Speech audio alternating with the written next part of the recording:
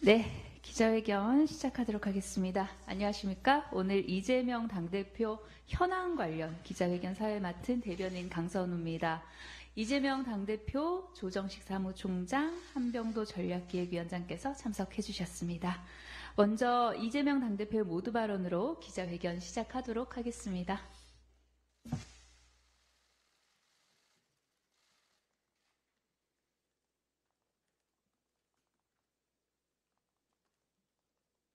네, 시간이 약간 늦어서 죄송합니다. 심판의 날이 다가왔습니다. 4.10 심판의 날에 반드시 승리하겠습니다. 4.10 심판의 날 국민이 승리할 수 있도록 더불어민주당이 최선을 다하겠습니다. 존경하는 국민 여러분, 그리고 사랑하는 당원 동지 여러분, 오늘로부터 정확하게 1년 10개월 전 윤석열 정권이 탄생했습니다. 법치와 공정을 부르짖던 이 정권은 그동안 대체 어떤 국정을 펼쳤습니까? 대한민국의 주권자에게 한 약속은 지켰습니까? 국민이 부여한 권력으로 국민의 삶을 책임졌습니까? 윤석열 정권 2년 동안 대한민국은 끝없이 추락했습니다. 경제는 폭망, 민생은 파탄, 한반도 평화는 위기, 민주주의는 파괴 지경입니다. 전문가들은 급격한 인구 절벽에 국가 소멸을 경고하고 심지어 스웨덴은 대한민국이 독재화되고 있다고 분석합니다. 엄정해야 될 사정 권력은 정권의 입맛에 따라 윤 정권 무죄, 민주당 유죄의 녹슨 칼날을 마구 휘두르고 있습니다. 지금 이 순간 해병 사망 은폐 사건의 핵심 피의자로 공수처가 출국 금지했던 이종섭 전 국방부 장관이 출국합니다. 해병대 상병의 억울한 죽음이 반복되지 않으려면 진상규명과 책임자 처벌은 필수인데 대통령은 탄핵 추진을 피해서 국방장관을 전격 교체하더니 급기야 그를 호주 대사로 임명해서 해외로 빼돌리고 있습니다. 이것이 바로 정권이 강조하는 법치와 공정, 자유 대한민국의 실체입니까? 윤석열 정권은 2년간 나라를 망치고도 어느 것 하나 책임지지 않았습니다. 국민을 대표할 후보는 국민 존중, 이것이 기본 중의 기본인데도 국민의힘은 국민에 대한 최소한의 예의조차 지키지 않고 있습니다. 그야말로 폐륜공천으로 국민을 능멸하고 있습니다. 국정 실패를 책임지기는커녕 오히려 그 책임자들에게 국회의원 후보 공천장으로 꽃길을 깔아주는 폐륜공천입니다. 이 폐륜공천은 대국민 선전포고 바로 그 자체입니다. 국민의힘의 공천 면모를 일부만 살펴보겠습니다. 천안갑의 신범철 전 국방부 차관, 경북의 임종득 전 국가안보실 제2차장, 최일병 사망사건, 또 은폐 조작 사건의 책임자들 아닙니까? 국민을 주인이 아니라 지배 대상으로 업수히 여기지 않고서야 이럴 수는 없는 것입니다. 국민들은 이게 나라냐라고 묻습니다. 당진의 정용선 후보, 청주 서원의 김진모 후보, 불법 여론 조작 등으로 중범죄 유죄 선고를 받았는데 바로 사면시켜서 공천한 그야말로 사면 공천 아닙니까? 강서구청장 김태우 후보 생각이 안 날 수가 없습니다. 부산 수영의 장예찬 후보, 저도 기사를 보고 알았지만 참 입에 올리기도 거북한 온갖 국민이 부끄러울 음란 표현 이런 걸 했는데도 공천했습니다. 음란 공천하는 겁니까? 돈 받는 장면이 CCTV에 찍힌 청주 상당의 정우택 후보, 이런 돈봉투 공천, 국민의힘은 이런 행위들을 국민들이 보고 우리 어린아이들이 보고 배우라고 장려하는 것입니까? 서산 태안의 성일종 후보, 인천 연수갑의 정승연 후보, 이토 히로부미를 칭송하고 일본 비판을 열등의식으로 폄하하는데 이런 분들 공천한 거 그야말로 친일 공천 아닙니까? 탄핵당한 국정농단 세력을 공천했습니다. 탄핵 비하 공천. 5.18을 부정하는 공천도 했습니다. 5.18을 헌법 전문에 싣겠다고 그렇게 여당 대표 대통령 후보부터 그렇게 얘기하더니 이 5.18을 폄훼하는 후보를 과감하게 공천했습니다. 그야말로 극우 공천입니다. 국민을 두려워한다면 어떻게 이런 식의 공천을 할 수 있겠습니까? 여주 양평의 김선교, 계양을의 원희룡 후보, 양평 고속도로 사태의 책임자들 아닙니까? 양평도로 게이트 공천 그야말로 말문을 막히게 합니다. 그 외에도 수도 없이 많습니다. 열거하자면 끝이 없습니다. 잘못된 국정을 성찰하거나 반성하면 조금이라도 기대할 수 있겠습니다. 그러나 이런 국정 실패에 대해서, 국정의 잘못에 대해서 책임져야 될 사람들한테 공천장으로 상을 주는 것, 이건 앞으로도 계속 이런 식으로 국정 운영하겠다는 뻔뻔한 선포 아닙니까? 대선의 기미가 도저히 없습니다. 이제 남은 것은 심판뿐입니다. 4월 10일은 심판의 날입니다. 경제 폭망, 민생 파탄, 민주 파괴를 심판하는 날입니다. 무능 정권에 대한 심판의 날이자 폐륜 공천에 대한 심판의 날입니다. 존경하는 국민 여러분, 그리고 사랑하는 당원 동지 여러분, 민주당은 국민의 기대와 눈높이에 맞춘 혁신 공천으로 공천 혁명을 이뤄냈습니다. 세대 교체, 인물 교체라는 시대 정신을 외면하지 않았습니다. 변화와 개혁을 바라는 국민의 기대에 맞추려면 생사를 도려내고 환골탈태하는 고통을 감수해야 합니다. 옥동자를 낳으려면 진통은 피할 수 없습니다. 가지를 치고 낡은 껍질을 벗겨내야 국민의 심판대에 부끄럽지 않게 설 수 있다고 믿습니다. 혁신과 재탄생의 진통을 피한다면 저 이재명의 존재도 민주당의 운명도 국민의 삶과 대한민국의 미래도 끝장이다라는 절박함으로 임했습니다. 당원과 국민께서 저희의 몸부림에 응답해 주셨습니다. 혁신 공천으로 공천 혁명을 함께 만들어 주셨습니다. 당사자들로서는 참으로 안타깝고 힘든 일이겠지만 중진을 포함한 많은 분들이 이 선으로 후퇴했고 국민과 당원이 적극 참여한 혁신 공천으로 사상 최대 폭의 세대교체, 인물교체를 끌어냈습니다. 조용한 숲은 불타버린 숲뿐이고 조용한 강은 썩어가는 강뿐이라 했습니다. 상처는 변화를 위한 몸부림이었고 갈등은 혁신 과정의 불가피한 진통이었습니다. 존경하는 국민 여러분, 저는 오늘 이 자리에서 국민 여러분께 엄숙한 마음으로 선언합니다. 더불어민주당은 이제 혁신 공천을 완수하고 심판의 날을 향해 필사즉생에 이기는 선거전을 시작할 것입니다. 이번 총선은 대한민국이 무너질 것이냐 전진할 것이냐를 결정하는 역사적 분수령입니다. 행정 권력만으로도 이처럼 폭주하는 정권이 국회마저 소나기에 넣는다면 상상 못할 폭정이 현실이 될 것입니다.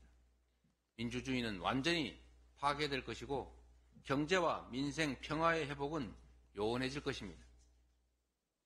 이제 심판의 날이 한 달 남았습니다. 4.10 심판의 날에 주권자인 국민 여러분이 나서 주십시오. 포기나 외면은 정권을 편드는 것입니다. 괴로움을 참고 한탄할 것이 아니라 심판해야 합니다. 심판하면 바뀝니다. 심판해야 바뀝니다. 이번 총선은 더불어힘과 국민의힘과 더불어민주당의 대결이 아닙니다. 반국민 세력 국민의힘과 국민의 대결입니다. 절체절명의 마지막 기회에 4.10 심판의 날에 반국민 세력을 심판하고 국민이 승리하는 도구로 더불어민주당을 사용해 주십시오.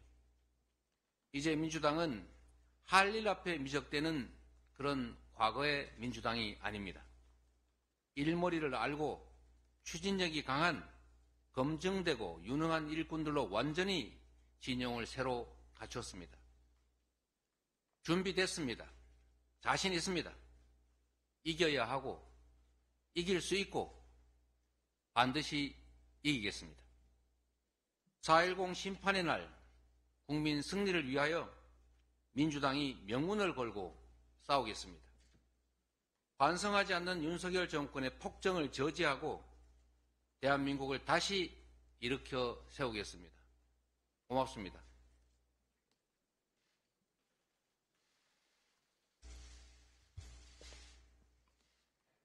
네, 이제부터 언론인 여러분들 질문 받도록 하겠습니다. 손 들어주신 차례대로 질문 받을 텐데요. 소속, 그 다음에 성함 말씀해 주시고 가급적이면 중복된 내용은 피해서 질문해 주시면 감사하겠습니다. 대견 기자 갈까요? 네. 네, 안녕하세요, 대표님. 저 이제 총선 한 달 앞두고 이렇게 기자들과 소통하는 자리 만들어주셔서 감사합니다. 네. 먼저 질문 드리겠습니다. 저는 이제 소속은 한국일보 오태경 기자이고요. 이제 공천 국면이 3주 이상 길어지면서 지지율 하락세가 계속 나타나고 있습니다. 저희 민주당은 이제 심판 구도라는 큰 틀을 이어가는 것 외에는 다른 지지율 제고 전략들이 잘 보이지 않는다는 지적들도 있는데요. 이 같은 비판에 대해서 어떻게 생각하시고 심판론 구도 외에도 저희가 지지율을 제고하기 위한 다른 전략과 보관들이 있는지 여쭤보고 싶습니다. 변한 건 하나도 없습니다. 국민의힘 그리고 윤석열 대통령 정부의 국정 실패라는 점도 변한 건 없습니다. 앞으로 개선될 기미도 없습니다. 객관적인 지형은 동일합니다.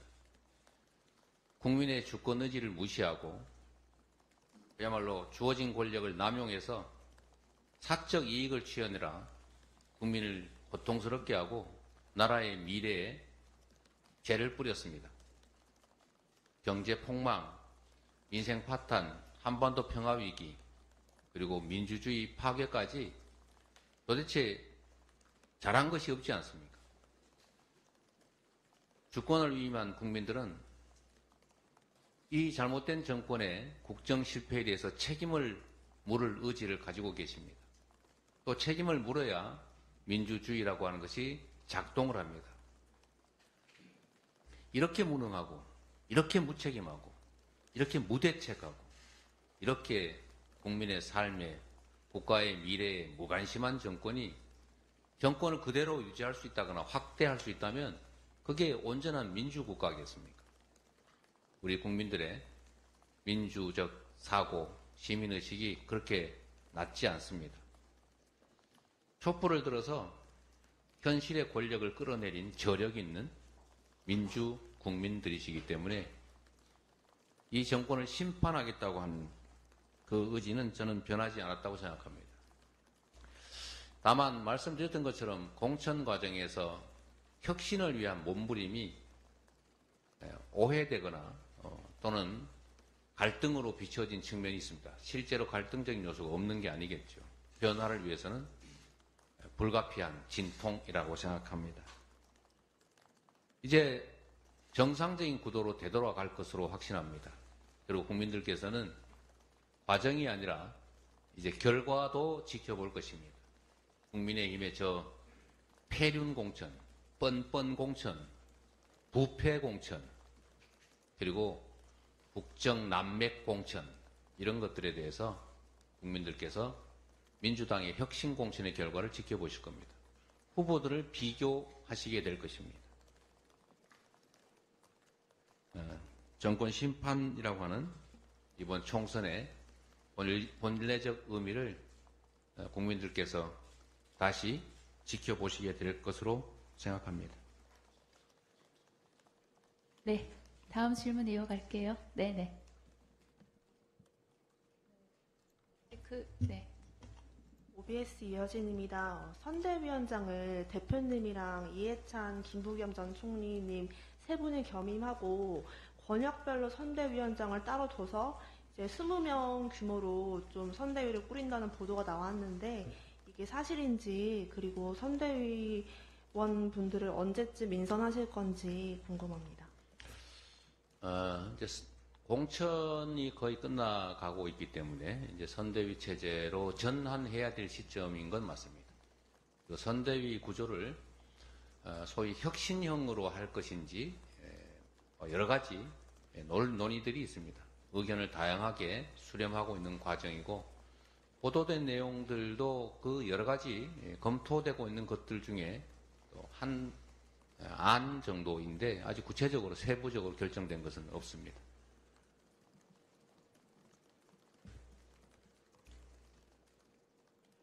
네. 마이크 켜주세요. 네. 네, 전자신문 최기찬 기자입니다. 지금 각종 여론조사에서 조국신당 지지율이 지금 10% 내외를 얻고 있는데 이게 지금 민주당 의석수에 영향을 줄 수도 있다라는 분석이 좀 나오고 있거든요. 좀 조국신당에 대해서 어떻게 평가하시는지 좀 말씀 부탁드립니다. 조국신당은 이제 비례 전용 정당을 표방하고 있습니다. 더불어민주당도 더불어민주연합이라고 하는 비례 전용 정당에 참여하고 있습니다. 더불어민주당과 조국혁신당은 동일한 평면에서 비교할 대상이 아니기 때문에 그 점에 대해서 특별히 제가 드릴 말씀이 없습니다.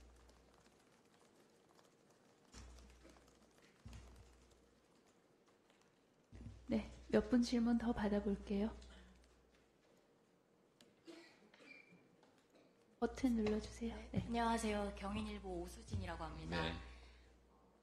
이제 지역구 공천은 얼추 마무리가 됐고 21대 비례의원 중에서 22대 총선에 도전하시는 의원들이 거의 없는 걸로 알고 있습니다. 그런데 이번 위성정당 비례에서는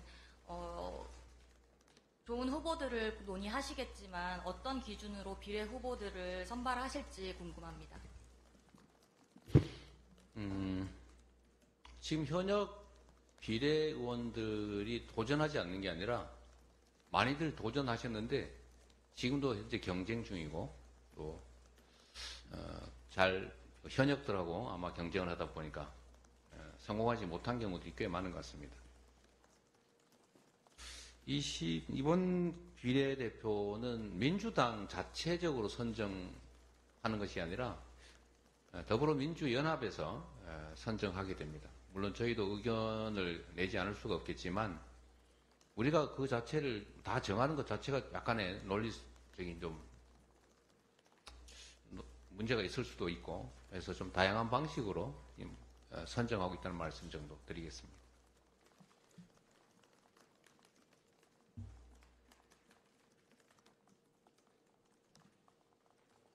네. 네, 안녕하세요. 저 뉴시스 신재은인데요. 이제 오늘 같은 경우는 김부겸 전 총리께서 선대위원장으로 합류하신다는 보도 나왔는데 김 총리께서는 이제 선대위 합류에 있어서 뭐 상생이나 통합을 좀 전제 조건으로 내거셔서요. 혹시 대표님께서 좀 그런 방안을 제안을 하셨는지 아니면 제안하실 계획이 있으신지 궁금합니다. 저는 아직 그런 얘기를 들어보지 못했습니다.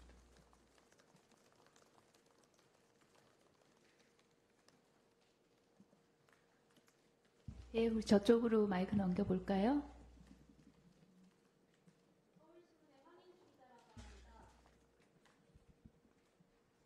네, 대표님께서 아까 혁신 선대위에 대해서 잠깐 말씀을 주셨는데 네. 지금 김부겸 총리님이나 이해찬 총리님 같이 하시는 그런 체제랑 함께 그리고 노년, 장년, 청년 이렇게 같이 하는 노장청 선대위도 일각에서는 거론이 되고 있더라고요. 둘 중에서 대표님께서는 좀 어느 방향에 더 무게를 두고 계신지 궁금합니다.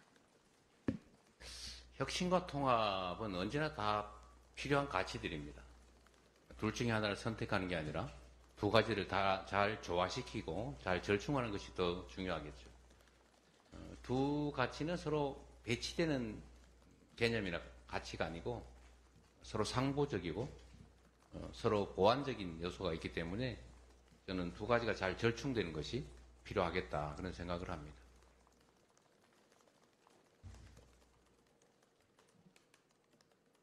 네, 몇 분만 질문 더 받고 예, 마무리할까 하는데 추가 질문 있으실까요? 예, 예.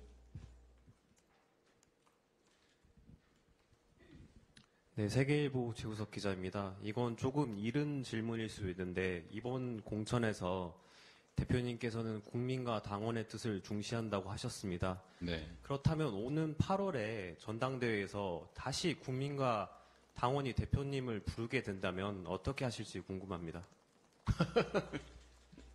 제가 전에도 말씀드렸는데요. 이거 당대표, 이거 정말 3D 중에서도 3D입니다. 또 한 가지 이 공천이라고 하는 걸 이번에 처음 해봤는데 이거 한두 번 더 했다가는 주변 사람 다 잃게 생겼습니다. 너무 힘들고 너무 고통스러운 과정들이어서 누가 억지로 시켜도 다시 하고 싶지 않습니다.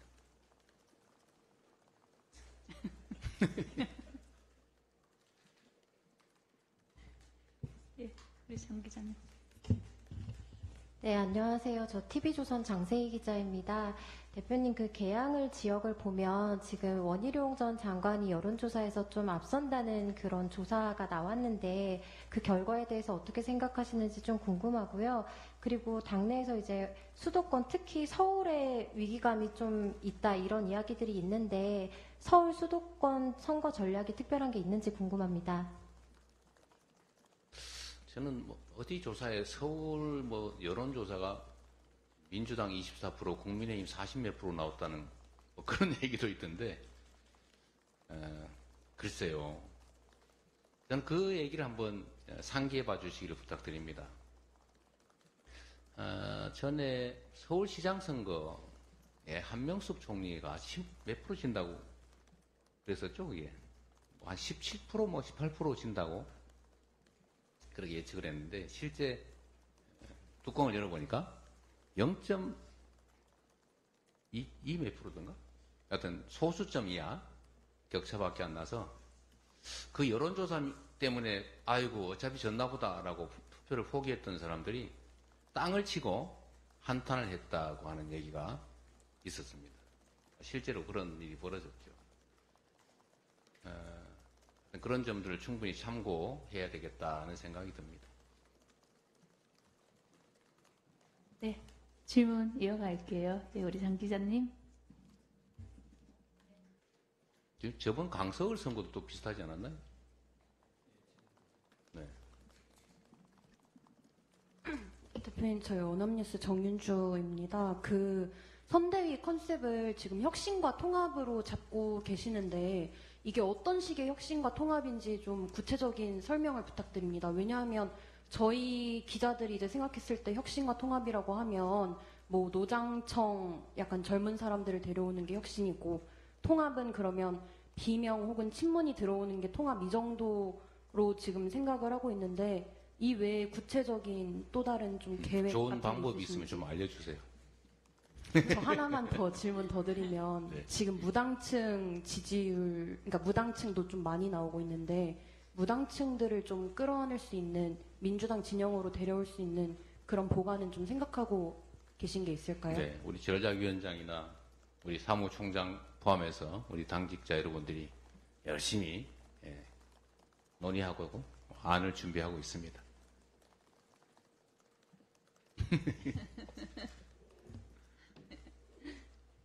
네. 네. 네, 대표님, 저 채널A 우영기 기자입니다. 오늘 그 기자회견에서 이제 윤석열 정권 심판해야 된다고 말씀해 주셨는데요. 이번 총선에서 좀 구체적으로 목표하시는 의석수가 있으신지 궁금합니다. 저는 이전부터 계속 말씀드려 왔는데, 이번 선거가 그렇게 녹록치가 않다라는 말씀을 드렸습니다. 어떻게든 단 1석이라도 우리가 1당이 되는 것이 현실적인 목표고, 좀 욕심을 낸다면 151석을 확보하는 것입니다. 언제나 낮은 자세로 절박하게 교만하지 않고 국민에게 호소드리는 점은 결코 국민의힘에 일당의 위치를 주거나 특히 과반을 허용하게 되면 지금까지 겪었던 것은 상상도 비교도 안 될 만큼 엄청난 퇴행과 민주주의 파괴, 민생 파괴가 이어질 것이라는 점을 말씀드리고 싶습니다. 그래서 지금 현재 여론조사라고 하는 것도 전혀 근거 없는 것들이 아니고, 그래서 저희도 원래부터 가지고 있는 위기감을 가지고 있습니다. 그래서 오늘 기자회견 말씀도 사실 그런 점을 저희가 말씀드리고 싶은 것입니다. 이번 총선의 의미를 정확하게 바라봐 주시라는 호소를 드리려는 것입니다. 대통령 취임 2년 만에 치러지는 선거, 명백하게 국정을 심판하는 선거입니다. 잘하면 지금까지 견딜만 했으면 앞으로가 기대가 되면 전 정치 세력에게 힘을 주는 것입니다. 그런데 잘못했다고 생각되면, 참기 어려우면, 못 살겠으면 바꿔야 합니다. 현재의 국정 기조를 바꾸고 현재 국정을 담당한 정치 세력에게 회초리로 경종을 울려서 방향을 바꾸게 하려면 반드시 책임을 물어야 하지 않겠습니까? 그래서 이번에 첫 번째 기준은 누가 일당이냐, 두 번째 기준은 누가 과반수를 확보할 것이냐에 있다고 봅니다. 단 한 석이라도 우리가 일당이 되는 것, 그리고 더 큰 목표라면 151석으로 국정의 퇴행을 막아내고 그나마 국회에서만이라도 희망을, 미래를 말할 수 있게 만드는 것입니다. 네, 이걸로 마치도록 하겠습니다. 고맙습니다. 네, 이상으로 이재명 당대표 현안 관련 기자회견 마치도록 하겠습니다. 함께해 주신 언론인 여러분 감사합니다.